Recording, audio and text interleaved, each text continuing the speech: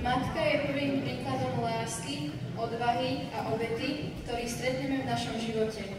Je to žena, ktorá svojim nekonečným úsilím a oddaním formuje naše cesty a dotýka sa našich srdc.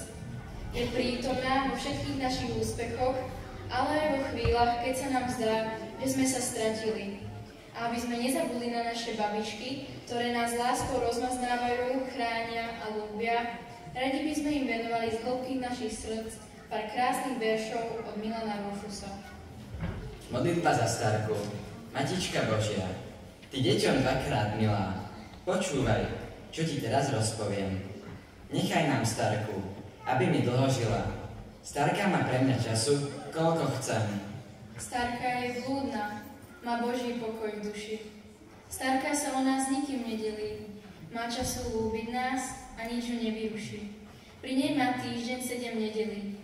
Matička Božia, ty, ktorú nepoznáme, no vieme o tebe, ozvi sa na môj hlas. Nechaj nám starku, my spolu niečo máme, to nikto viac už nemá, okrem nás. Na vzdanie úcty si pre vás žiaci 2. stupňa pripravili nádherný valčík. Nech poteší srdcia všetkým.